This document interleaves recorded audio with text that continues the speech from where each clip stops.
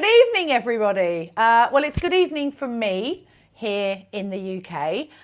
We are streaming live on YouTube and on the Facebook channels for the US and the UK, and obviously YouTube throughout the world. So good evening. Thank you very much for joining me. My name is Clare Harvey-May, and I'm here in the UK, and I'm here today to talk to you about computational photography. Now, that's a new word, isn't it? I've been around and in the trade for quite a long time, and computational photography, a bit like light painting, has become a genre that we have to get our heads around and work out what it all means. So we've got lots to cover tonight. I will try not to run over the hour, but if we do, bear with us. Like with every session we do, excuse me, we love to hear from you. We love to hear your comments, some questions. If you've got any questions for me on the computational side, please put them in the comments there. I've got lots of screens and things on, so bear with me. I haven't done a live by myself from home for quite a while, but I'm being looked after. I'm in very good hands. We have Gavin and Sam producing the show. We also have Charlotte, who's covering the comments in the UK, and the lovely Michaela, who is covering the comments in the US. Now, we will cover lots of things. I will try and get through as many questions as I can. If not, we will go back over in the YouTube and the Facebook comments afterwards and cover everything that maybe I couldn't answer, or maybe I haven't got round to. Maybe I've just missed it, because there are lots and lots and lots of people on the comments. I'm going to say a few hellos. I'm going to say a few hellos just to give everyone a few minutes to join. The first person I'm going to say hello to is Jean Kunkel. Excuse me if I've not pronounced that right, but Jean has been on there. It could be Jean, actually, but that person has been on there since 2 minutes, 19 minutes past 2, and that's dedication for you. So well done. You've been waiting for 5 hours. I hope I deliver something that made the wait worth it. So let's have a look at some of the comments. I mean, there are hundreds, so please bear with me if I don't get to say hello to you. Ivan Martin from North Yorkshire, hello. Bob Essner from Joplin, MO. I'm going to guess that's Missouri. Apologise if I'm wrong. David Hutchinson, looking forward to learning more about the OM-1 system from Vancouver Island in Canada. On my wish list. It's on my bucket list, Canada. I really want to go there. Bob Trillin, 55 AM and still dark here in Sydney. So we've got Sydney in Australia, we've got America, we've got the UK, and probably lots of people in Europe. Francesca Shearcroft from Norfolk. Hey, Francesca, lovely to see you. Robbins, we've got so many people, and it's from all over the world. The Narrowband channel. Hello from Pennsylvania. I'm watching the tracking on my inbound OM-1 now. Okay, amazing. Janet Brophy from Denver. Wow, I mean, we are going live across the world. This is the thing with we are a part of a family, and I really hope that you enjoy these sessions. We have got lots planned coming up over the next few months. We are busy working away in the background, trying to deliver you some really good content, some really good menu sessions, computational sessions. But if there's, as you sort of learn about your OM-1, if you're new to the system, there will be things, hints and tips that you can pick up as we go along. Ask away. Today it's about computational photography. We're not going to be doing things like the AF or anything like that today, but we have got some AF sessions, Zoom sessions that we have started to put out there. I think I'm doing 3 and all 3 were booked up, but don't worry. These are going to continue on right the way out throughout the year. But what I would say is if there's anything in particular that you'd like us to look at as far as doing a session specifically, put them in the comments, and the marketing team are there in the background and they will look at those sessions and say, oh, hang on, okay. So we did one with David Smith. He did a menu run through. Here we're talking about computational. We're doing some zooms on the new autofocus system. So it's a two-way street. It's not just about us talking at you. We want you to talk to us. We want you to engage with us. Not only do we want to see your fabulous pictures, hashtag OM-System, but we also want to see what you need to know. There are so many things on the OM-1 and so many things you can learn, shortcuts and hints and tips and such. So get involved, all right? So I'm going to do a few more hellos. So Linda Tomasulu says, my OM-1 is on order. I am not sure what computational photography is, but I'm here from Albany, New York to learn. Good, that's what we like to hear. Excuse me.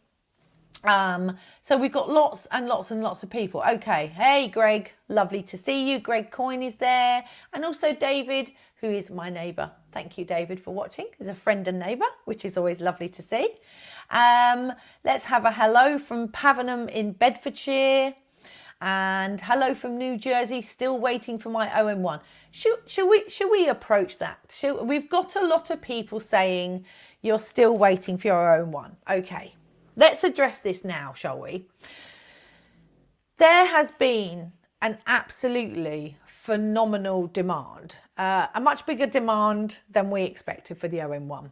Now, it's not just from current Olympus users, Mark III, EM1X and so on. We have had lots and lots of switchers. This is people coming over from other brands that have been waiting for this camera, all right? The demand has been so big that it has caught us a little tiny bit unawares, but we are dealing with it. We are on it, okay? You know, our pre-order offer only finished 2.5 weeks ago, and we are supplying. They are coming in. We've upped production. We've really got our skates on to try and get those back orders down as quickly as possible. The orders are coming in weekly, you know, and they are coming down. But, you know, I'd like to apologise. We are on it. We're certainly not, we certainly don't want you not having your cameras. We want those cameras in your hands. But when you launch a camera and it's such a phenomenal success, you know, we've got to catch up. And so apologies from us. We can only just keep going. If you are, you know, you can contact your pro dealer and you can ask them where you are on the list. And as I said, things like the batteries are now starting to come through, the grips, the battery chargers, all those things, they are coming through. So bear with us. You know, we want you to be part of our amazing family. We've always had an amazing family, and we only want that to continue. So, yeah, you know, if you really, really start getting stressed, just reach out to one of us, you know, talk to us. We're here to answer your questions. And as I said, you know, just bear with us. We do love you lots, and we're looking forward, especially if you're a new person. We really want you to enjoy the camera and love it, and I think you are going to love it. I mean, I have one here. Mine's actually already been out on loan to people. I said, yeah, go and take it, you know, because their camera has not arrived and they've had it for the weekend. So as I said, bear with us. We are doing exactly what we can to fulfill all those orders, and we know that within, you know, the next few weeks, everybody will be happy. So love and peace. keep with us, all right? So today we are talking about computational photography. Now, computational photography, well, I mean, obviously all cameras are computers nowadays, aren't they? when you shot with film, a lot of the camera was electronics, but fairly basic electronics. When you look at any modern digital camera now, it's all about the computer. I mean, these computers are fantastic, you know. And obviously, as I said in my initial statement, that computational photography has jumped up now because processors have got so much more powerful, you know, and when you combine these with digital images, you can do so much more. And as Olympus, now OM-SYSTEM.Cameras have developed since we launched the Micro Four Thirds system, the processors have got better and better. The electronics have got better and better. The processors have got faster, you know, so from a high res shot going from 12 seconds to 5 seconds doesn't sound a lot of time, but let me tell you, people don't want to wait. So a 5 second processing time is really good. So we're looking, if you turn on your camera, if you've got an OM-1, apologies if you haven't, you can tell me off afterwards, but you basically would press the menu, and you would use your forefinger on the back finger to tab across the top of the menus. And when you tab to camera number 2, you have a purple coloured menu, and at the top it says computational modes. This is the section that we're going through today. Thank you. That image is on there. This is the section that we're going to look at today. Now, we're going to strip some of those features down. I'm going to show you a couple of hints and tips. We're going to show you some images, and we're going to show you some video. So as we go through each section, if you've got questions, give me a shout. I will try and go through them. And as I said, if not, we'll go and have a look afterwards. We've got, as I said, we've got our lovely girls in the background as well, giving you some ideas and any links that they need to put in. So let me just check where I'm at, and I also need to check the time because we don't want you to be running away. So we are going to have a look at high res mode. Now, high res mode is in the top, it's the top section of that menu. And high res mode is pretty fantastic. Now, previously on previous models, high res mode was pretty much I say buried. It was in the super control panel on the drive menu, and you had to go into the drive menu and then go left, and it was there. And don't get me wrong, it was great, but it has been super improved. You have two versions within the high res mode. You have tripod version, and you have now the handheld version. They work in two slightly different ways. Okay, so the tripod version literally has to be on a tripod or mounted and cannot be moved. And this is because the sensor moves 8 times in half pixel increments, building up that picture to an 80 megabyte image. Huge files. Now, the joy about high res images is they're not just pin sharp down the middle, they are pin sharp edge to edge, and that's really worth looking at when you take some images using high res on the tripod version. You can use a flash with the tripod version because the camera is very still, and you have a max ISO of 1600, but it's fabulous to use. I've been making so much more of an effort with high res mode because your files are huge, the detail is fabulous, but apart from things like color reproduction, which is much better because you get full color information, you also get the increased dynamic range, and you get much better noise performance. So if you haven't tried it, it's really worth having a little play with it. We also now do the handheld version, and in previous models when we first launched high res, you could only have it in the handheld version. But as I remember sitting there thinking, where's this feature going? Where's this facility going? You know, so to try and use the handheld or the tripod version, absolutely fantastic. The handheld mode, you can't use flash. Quite important because there will be probably movement, but you don't have an ISO limit on the handheld version. So let's have a look. Now, let me go back to my screen. Gav, thank you. Where are we? So with the handheld, with high res now, it's on, let's move this over that way. Thanks, Gav. It's now on the little red video button, okay? And it's really, really easy because when you want to switch it on, you just press the red video button and it comes on in the corner.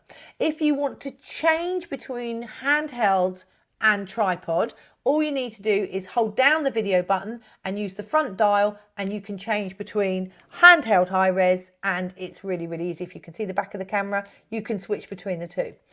So really, really, really worth playing with that. And as I said, if you've come from a system where you may be using a 35mm sensor or a full frame sensor, as marketing people call it, but it's a 35mm sensor, and you're worried about detail, you're worried about reproduction, you're worried about dynamic, you should really have a look at this, because this is where things like your landscape photographers are absolutely phenomenal. If you're doing art reproduction, anything where you want really gorgeous detail in those files.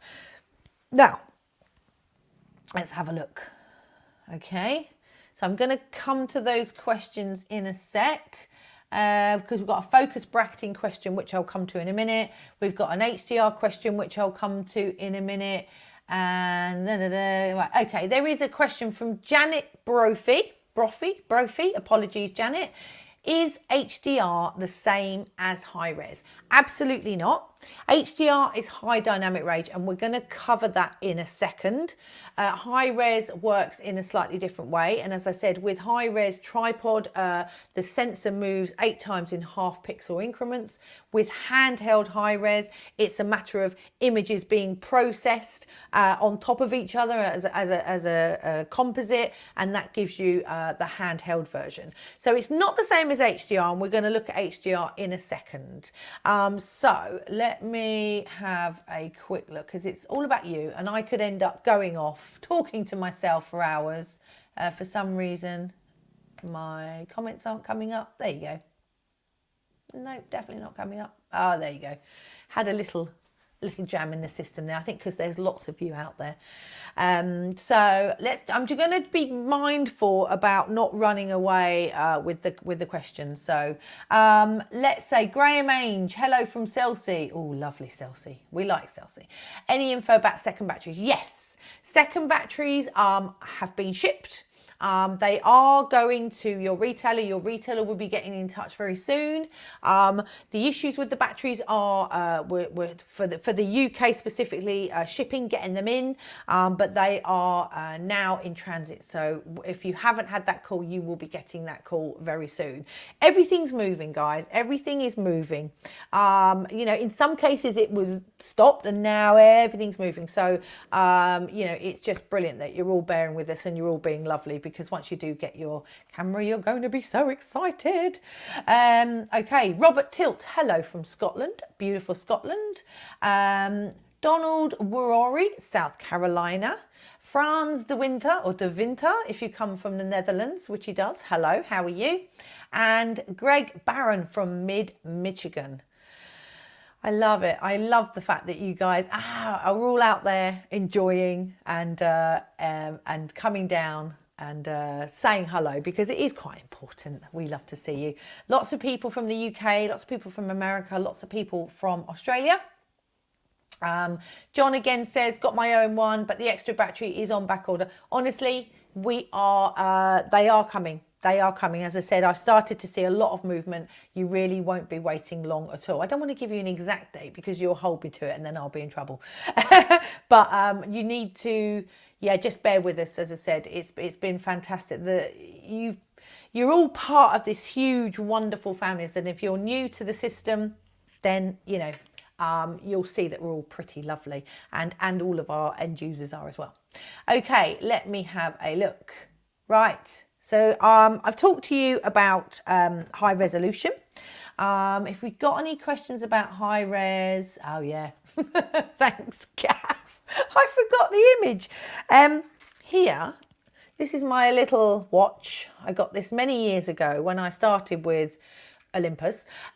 This was one of my little demos that I used to take around, and it's just such a beautiful little watch. It's only small, Is that going to refocus? So you can see it's only very small, but it's a lovely little trinket that you can do for macro, for high res, and it's just lovely it's got lots of beautiful detail. And Gavin, if you could put that image back up. So this is shot handheld 50 megapixel image, and if you zoom in, you can see how much detail there is on there. Now this has been around in my camera bag. It's pretty scratched, it's pretty dusty, but I always love to show this little watch as the detail and how much detail you can get on the high-res images. And if you've not tried it, honestly, it is fantastic. And as I said, I shot this handheld, and I like a lot of coffee, and you can just, the stuff you can do now handheld with OM-1 is phenomenal. I mean, you know, if you want to go lighter, you know, more mobile, this is the system to be with, because obviously you can do this sort of stuff handheld, and you've got a 50 megapixel file size. It's just phenomenal. So you can see all the detail in there. Really, really amazing. I shot this with the 60mm macro, but it wasn't 1:1. It was just shot from about 2 foot away. That was the lens that was on the camera at the time, and so that's the one I shot it with. So it is really lovely, and yeah, the detail's incredible. So when you do get your own ones, or if you have got an own one, I beg you to try high res, because it's gone from a 12-second processing time to a 5-second processing time, and let me tell you, that does make the difference, and it's just so much more usable. So yes, so definitely use that. So if you've got any questions on high res, okay, so let's have a look at some questions about high res, shall we? Jim Beardsley, can macro and high res be combined? Well, yeah, I mean, absolutely. You could shoot the 60mm macro, which I've got there, and you could do 1:1. Absolutely. You know, as long as your subject isn't waving around in the wind, which is always an issue with macro, right? Yeah, absolutely, you can use macro and high res. So yes, you can't use focus stacking and high res, because that's on the same menu. You can only use one of those. So keep that in mind. But Jim, the answer is yes. And so would love to see some of your macro high res shots, feathers, anything that you can do a 1:1 with. Okay. Kathy Stevenson says, can you take high res on a moving subject like a bird? Kathy, the answer for me would be no, because what you really want is images that are the subject is fairly static. You can, you know, because obviously with high res you need to, with birds in flight, you need to have very fast shutter speeds. So I'd be mindful that if it was a bird on a stick or an owl or something like that, then absolutely. But obviously the processing time does take a little bit. So I would say be mindful. It isn't completely a no. It would be more likely with the handheld version, but I would say no in this instance.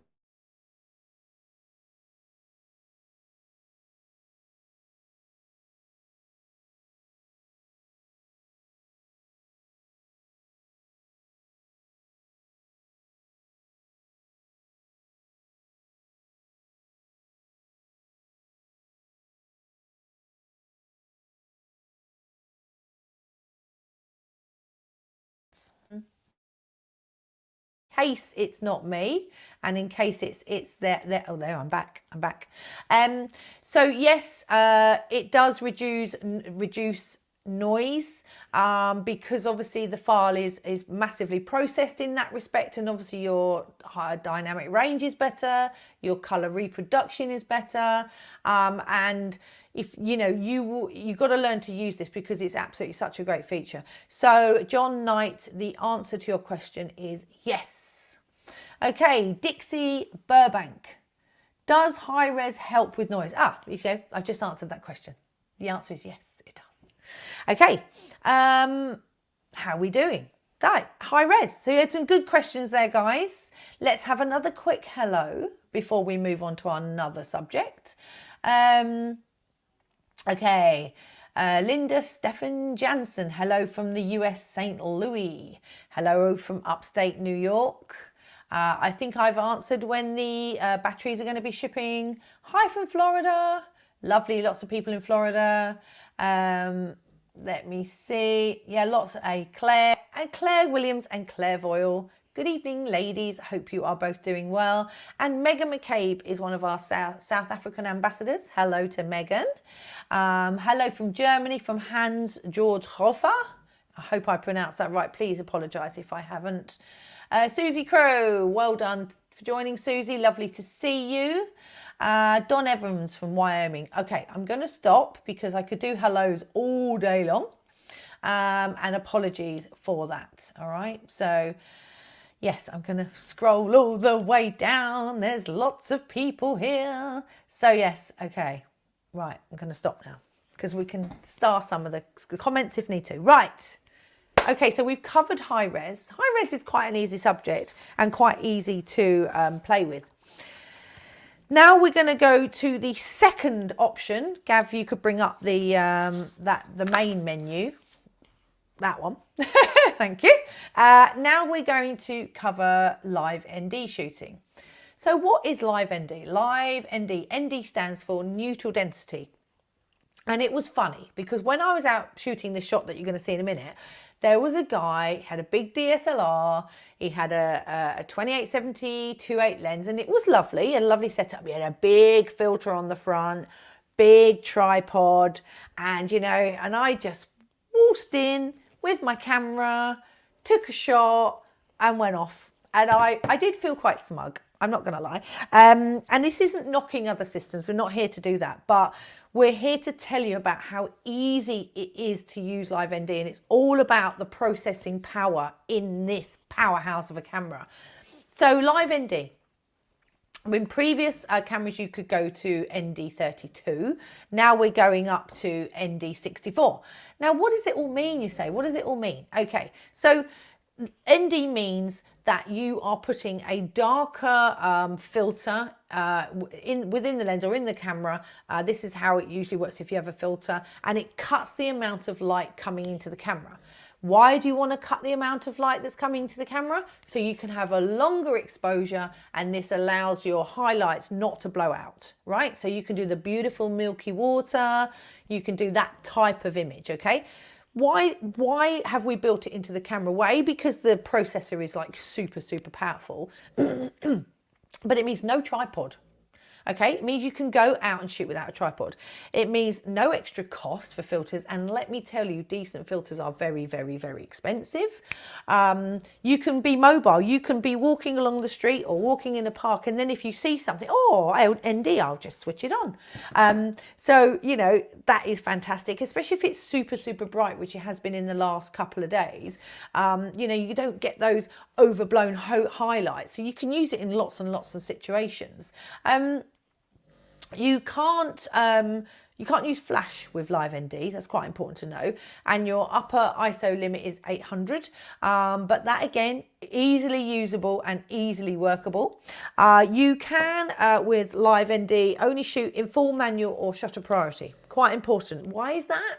Because you're changing the shutter speed. So the aperture is sort of irrelevant to a certain extent. So you can only use it in shutter priority or full manual. Quite important to know. But the additional benefit is you get, again, better dynamic range and you get better noise performance. And it's brilliant. I mean, let's have, Gavin, a quick... Oh, no, we're doing that bit, aren't we? Sorry. It's because I'm swapping screens. I can't see what Gav's doing. Gav's there and he's Claire. Look at the pictures. You've got choices within the menu of ND2, which gives you 1 stop. ND4 gives you 2 stops, so on and so on and so forth. I love using ND64 because it's basically like having a 6 stopper on the front of your lens. So if you use other filter systems, so you've got a 10 stopper or a 6 stopper, it's absolutely brilliant. And honestly, I absolutely love this feature. I use it all the time. So Your fastest shutter speeds depend on your ND settings. So for instance, ND2 will give you a 30th of a second max. ND8 is a 15th, so we're cutting them in half. ND16 is an 1/8. ND32 is a 1/4. So I want to hit, so you can see what I'm doing there.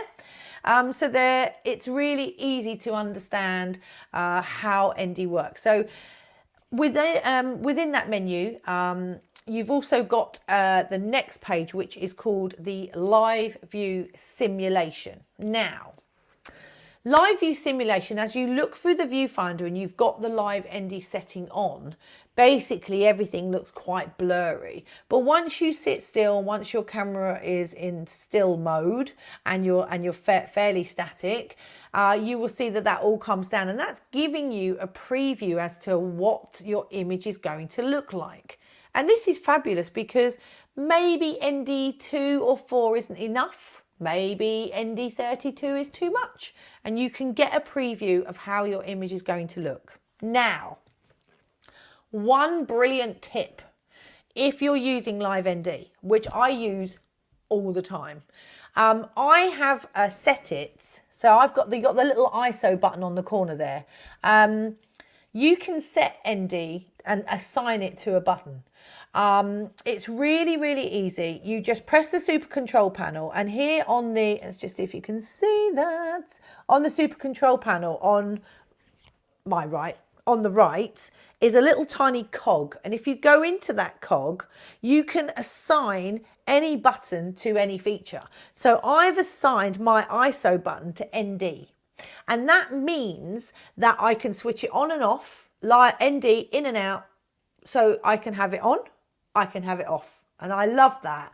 The joy is if you hold down the ISO button and use the front dial, you can toggle between ND2, ND4, ND16, so on, while you're on the move. So again, instead of having to deep dive, as I call it, diving into the menu and having to select on and off, you know, you want it there and then. You want to go, oh gosh, there's a waterfall, or oh, there's something. And you literally assign it to a button, hold that button down, front toggle, and you can toggle between the filter strengths.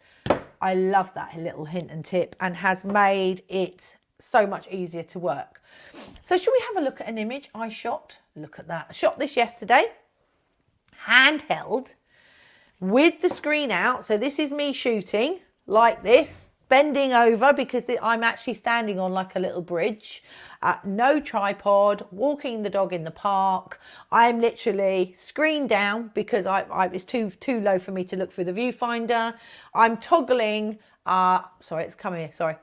I'm toggling with my thumb and my forefinger like this, shot taken. I mean, it is so simple. And that was I've taken a really nice ND there, live ND. And so, something else you really should be having a play with, because the ND is absolutely brilliant, and yeah, one of my favorite little features. So I've been using that a lot. Quick look at that, handheld, sharp as can be, and as I said, it's just so much more fun, because you can, you know, you can't have to set the filters up, you know, and there is a place for filters, don't get me wrong. I'm not knocking that at all. You know, when you want to do 2 and 3 minute exposures, you're not going to be able to handhold that. So you will need a tripod. You will need a filter. If you want to do those really sort of high key, black and white type images of the sea, then obviously there, you know, you would be looking to your filters on the front. But this is such a great mode, honestly, and handholding, brilliant, absolutely brilliant. Hello, Emily Taupin. Lovely to see you. I hope you're well, and I hope you are out taking lots of amazing pictures. I can't wait to meet you in the flesh at some point. Emily is one of our lovely ambassadors, and again, such a great photographer. There's lots of ambassadors and lots of amazing photographers that you should be following.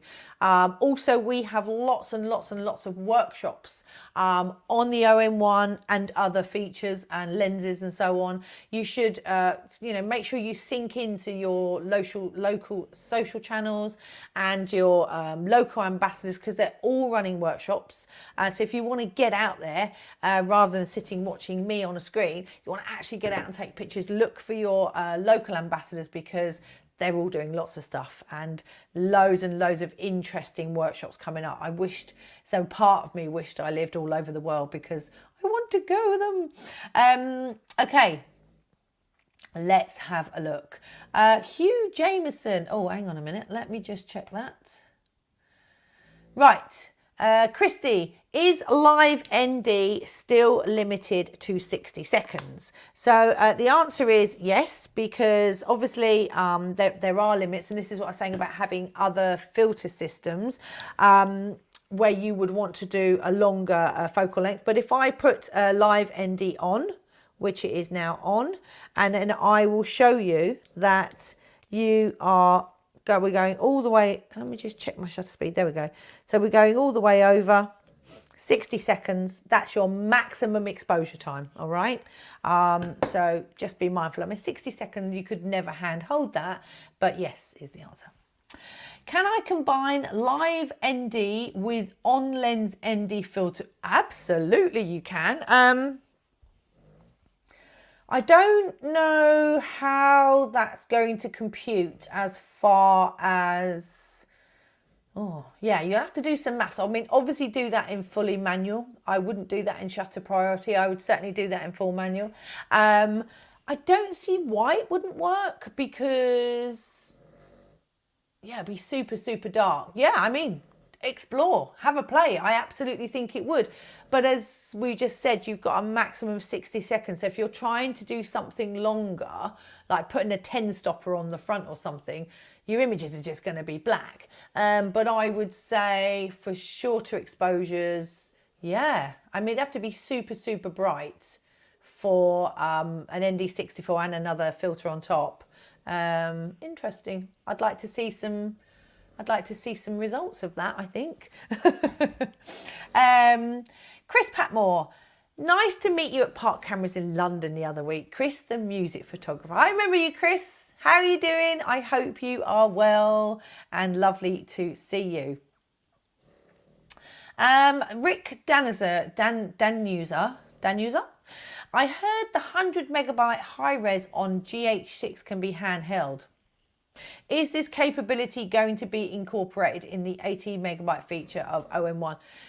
The only thing I would say is I can't comment on any future R&D, but I would say that if 4 years ago we only had tripod version and now we have handhelds high res, the sky's the limit. I suppose it's all about processing times, because if you have enough processing power, anything is possible. But it's how long a marketable thing to wait for. So if you were taking a picture and it took 25 seconds to process, you'd probably think, oh, that was a bit slow. So I suppose it's not just about the processing power, it's about how much time it takes. And I think once they come to market these things when they are usable. Nobody wants to wait 25 seconds for something to happen. So I think that is where I will leave that one. So I think anything's brilliant. Our R&D guys are pretty awesome. And the one thing they do, guys, is they listen to you. They look at the forums, and all this stuff is fed back. We have a small team, but we feed everything back. So just, be mindful of that. Okay. Claire, please point out the tip about assigning subject detection to the AF on button. That was brilliant. Okay, we're going off subject a bit here because we're not talking about bird detection, but yes, if you want, you can assign subject detection to the AF on button or the back button focus button, and you can switch that on and off. That's brilliant as well. And then when you hold that down and dial, you can swap between the subjects, so that's another good one. Okay. Let me go through. We've got some scheduled for tomorrow. We have got a few people waiting. You're so good. Be patient, guys. It's really worth it. Really, really worth it. Hi, Pete. Hello, Pete Woods. Let's go on. Right, okay. Gosh, you're all commenting tonight. Wonderful to see you all, honestly. Okay, let's go on. Where was I? Focus stacking. Oh, no. Thanks, Gav's like, move it on, Claire, move it on. Okay, focus stacking. Now, something to tell you about. So, when you're in the computational page, you have got 3 pages. You've got page 1, page 2 and page 3. It's important to tell you that focus stacking and focus bracketing are now in 2 different menus, right? 2 different places. Before, it was a little bit complicated. You couldn't work out whether focus stacking was on. You had to go on, up, down, on. Now, focus stacking is in one place and bracketing is in another place, okay? Focus stacking is where the camera can take up to 15 images or 14 images, and then the 16th image is the one with all those images stacked together, and that's done in camera. Focus bracketing is where you can take up to 999 images and then you would stack it in an external stacking software, all right? So be mindful that they are in a slightly different place, all right?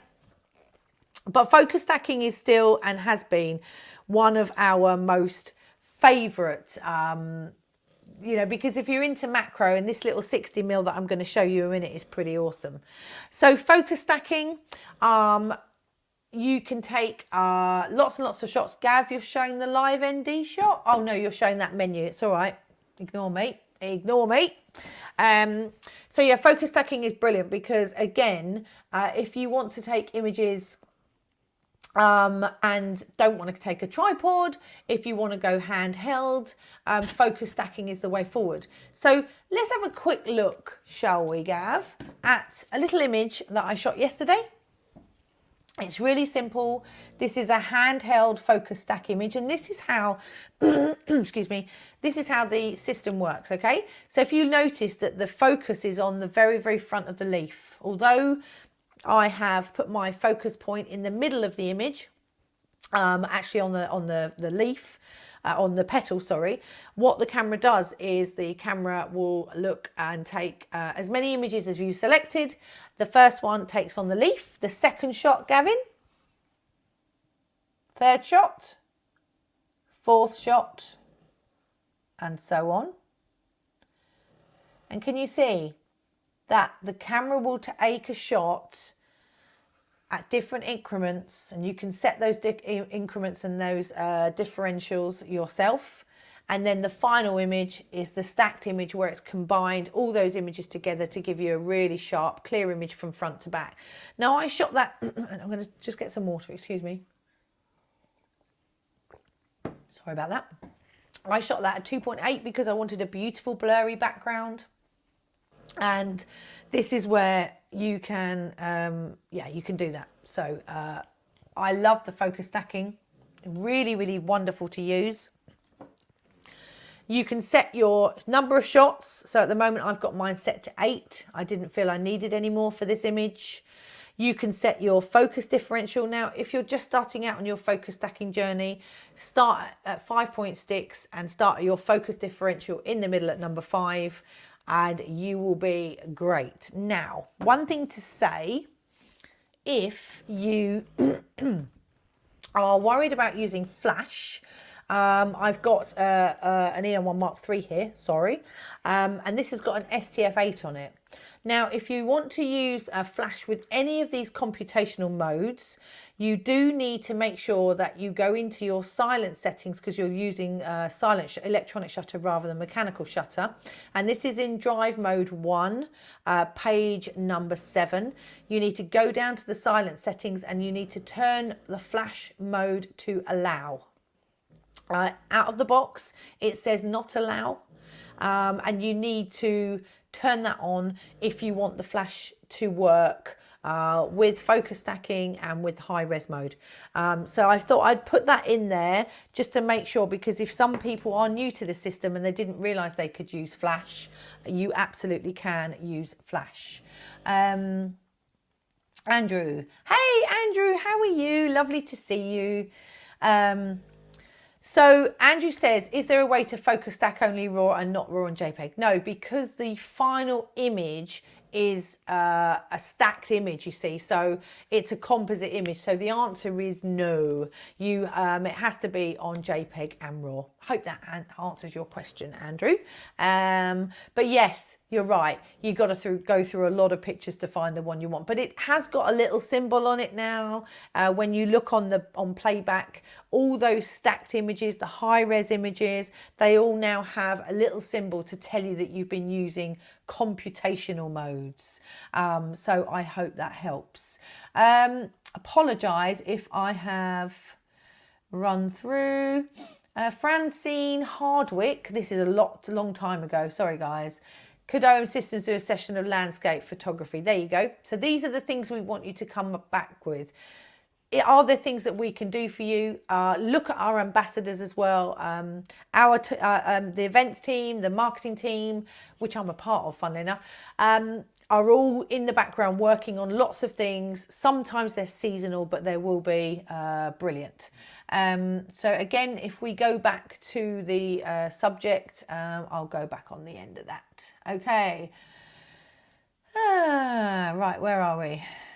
Let me just keep going. Apologise. I'm trying to read a few starred ones. Trevor Moorcroft. With focus stacking, where should the initial focus point be? Very interesting. Good question. With focus stacking, your focus point needs to be in the middle. With focus bracketing, your focus point needs to be at the bottom. All right, because they work in slightly different way. The focus stacking is an automated process, whereas the bracketing, you need to tell the focus point where to start. So stacking, middle, bracketing, bottom. Hope that helps. Hope that helps. Okay. I don't know where I'm at. I've lost myself, but that's fine, isn't it? Okay. Let's keep going. The red button also toggles high res on and off. Yes, it does. Gosh, you're all great. I love the fact that you're all talking to each other. I do love the fact you're all talking to each other. I'm going to just scroll through. Gosh, there's a lot.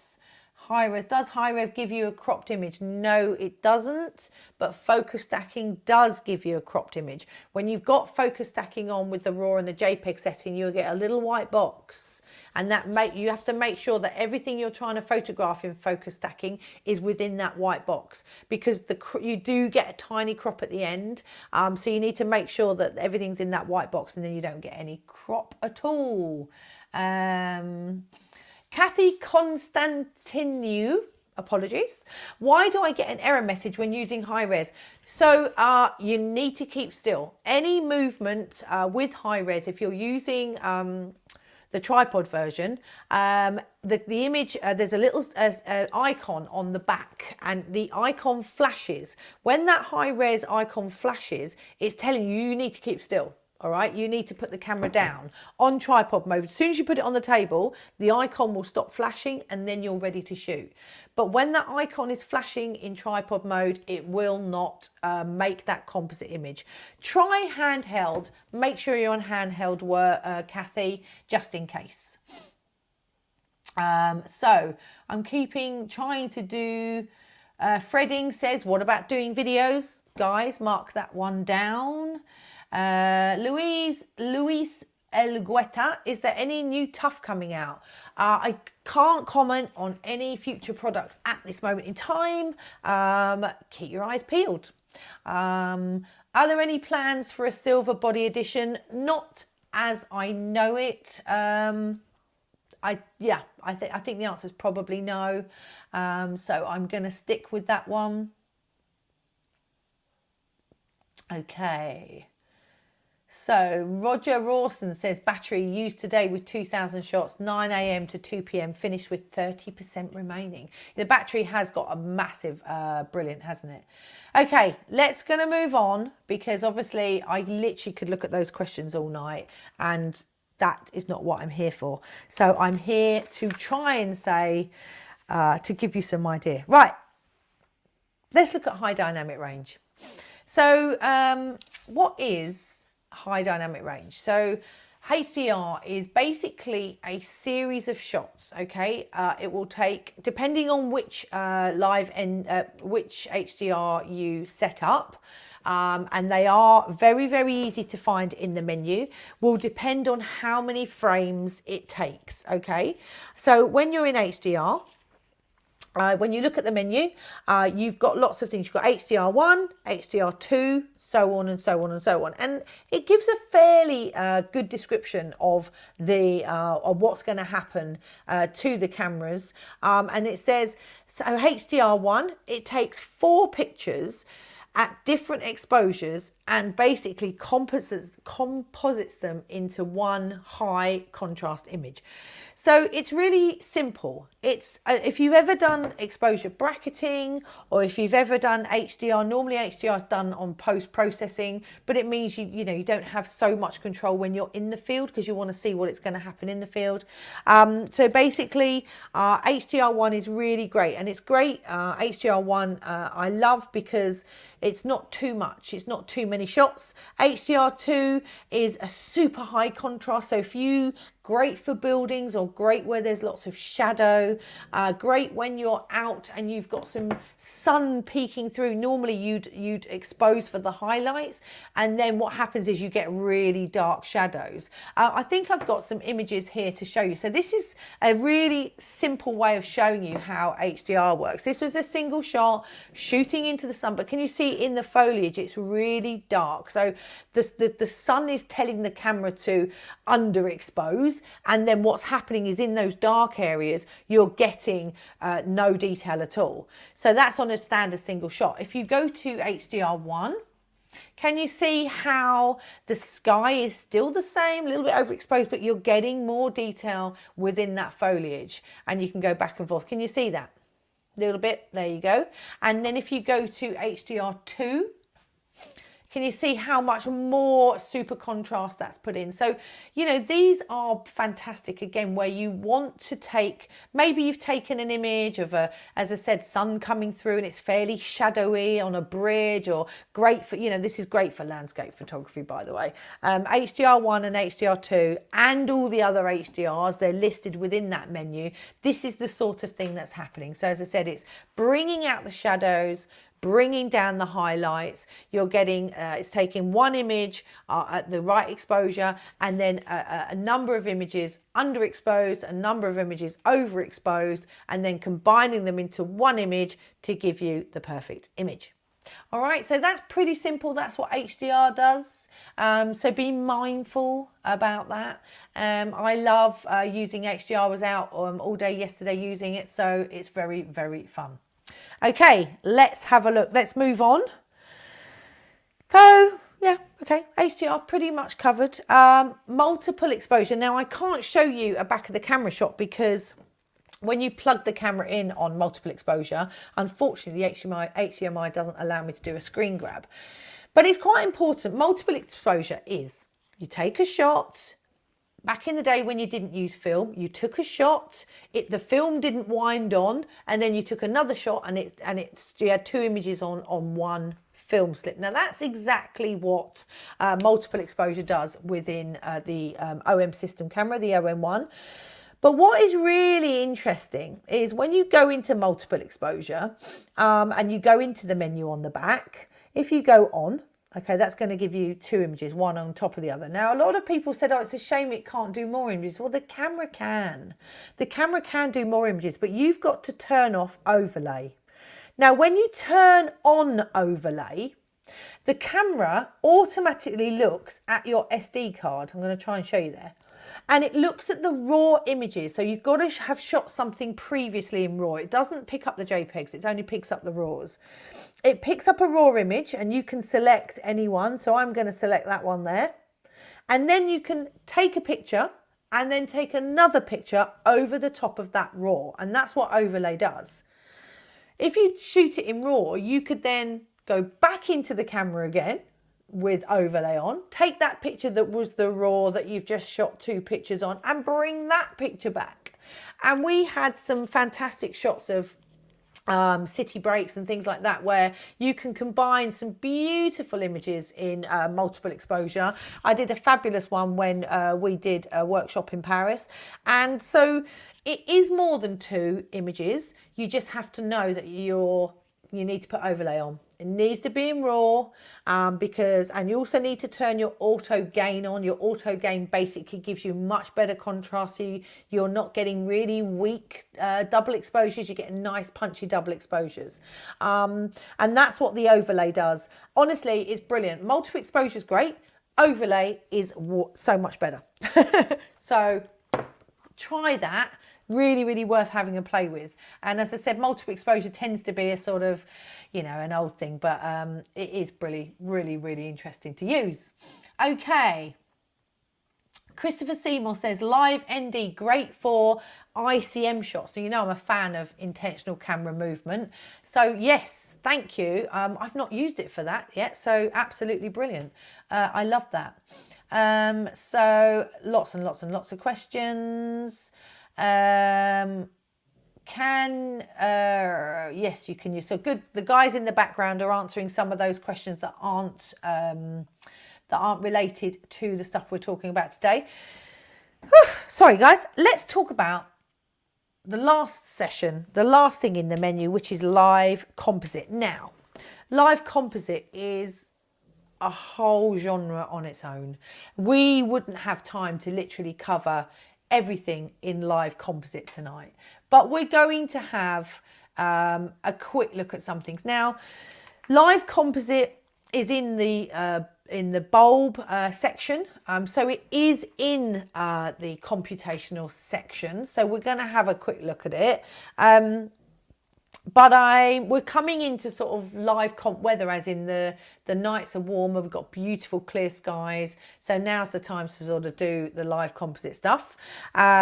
If you don't know what live composite is and you've never used it, it's a 2-part process.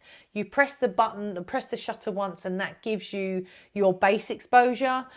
You press the shutter a second time and the shutter stays open, and anything that has light or movement sometimes can be captured on, and the base shot never overexposes. It is such a brilliant thing to use. I am in awe of the people that do live composite, live painting, star trails, firework photography, and I'm literally going to do a star trail tonight because we have a beautifully clear sky. So my camera will be going on the decking out there, and I'm going to do a couple of hour exposure to do a beautiful star trail. Really, really easy to use, but actually I want to show you someone else who's got a much, much better live composite setup than I have. So let's have a quick look at a video from one of our ambassadors, Finnish Hannu Huhtamo. When I saw these light paintings for the first time, I just couldn't believe my eyes, because the whole concept was so mind-blowing. The only thing that I could see is the trails of light in the air, and there was no person in a picture who did those. I'm a light painter and a photographer from Helsinki, Finland. Light painting is based on long exposure times. The camera sees the lights differently than the human eye. It can capture all the trails that are drawn into the air. The camera is the only way to capture my paintings. I want my equipment to be sturdy and lightweighted as possible. Well, it all started over 10 years ago. One of my friends showed me some of his long exposure experiments. I got really excited about the whole concept. So about a week after that, I knew that I have to buy my first DSLR camera. I use OM-1 and a variety of lenses. When I started using the live composite feature, all technical barriers of long exposure time got much easier to handle. Now I'm able to set the base exposure time of the image and just draw with my lights as long as I need to. It's much more than just creating art or creating images. It's kind of a meditation also. When I press the shutter for the first time when I'm on the location, time just disappears. It is only the surroundings, me and the lights. So if you want to be a good light painter, you have to have lots of patience. There is no perfect recipe for light painting. You just have to find your own way to do it.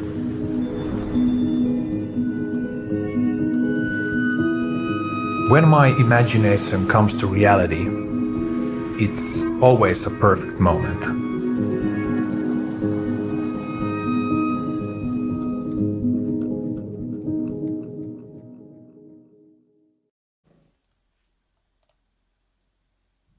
Here we go. How amazing is that video? How amazing is Finland? And how amazing is Hannu? Absolutely wonderful, isn't he? So, you know, live composite and light painting are such a genre now. Who knew? As I said, I've been doing this a very long time, 36 years in the trade, and we've just never had something so fantastic. And it's a completely unique to Olympus OM-SYSTEM.Cameras. So, and Olympus cameras. Let's not forget previous models, shall we? So, you know, if you've never done it, have a go, because it's just so fantastic. Okay, I'm going to answer a few more questions. I spoke very fast tonight, and I apologise for that. I'm trying to get through everything. And what's been amazing, just having a quick look at those comments as you've all been helping each other out, and that is just so wonderful. I absolutely love that. So well done to everyone. TC, do all HDR modes save a RAW file as well? Yes, they do. Don Picard, must you use a tripod with HDR? Depends how steady you are. Don't forget, we have the best image stabilization in the world, full stop. So the answer is you don't have to. I certainly went out and shot without a tripod. And again, these are the joys of using the OM-1, is the stabilization and the processor is so good. The answer is no, you don't need a tripod. And then Moray Gears, does Live Comp have the same duration options as the Mark III? Yes, it does. 6 hours. And the intervalometer, yes, 9999. So that's a yes. Guys, my time is up. It's all gone very quickly and very suddenly. And as I said, the guys in the back end have been absolutely fantastic. Thank you to Michaela and Charlotte in the background, because you've been brilliant answering all the questions. Was said there were so many, I probably missed a lot, and it's very difficult to do the demo and answer, but I think we're okay. And wonderful. Steve Newman says, is there a link to some of his light painting work? Well, we're going to finish on a couple of his images. Gavin, just have a look at these beautiful images by Hannu. You'll be seeing a lot more work from him. And the Instagram of Hannu Huhtamo is there in the, oh, look at that. He's so good. I wish I was this artistic. Thanks, guys, for joining us. And as I said, regarding your cameras, they are on their way. We love you. Thank you for bearing with us. You will get it very, very soon. All right. And I know that the waiting will be worth it. Thank you to Gavin and Sam in the background. Keep your eyes out. We've got lots and lots and lots and lots of stuff coming up. Keep your ideas coming. You know, we are here to look after you. Have a great evening. Have a great day, wherever you are in the world. See you again soon.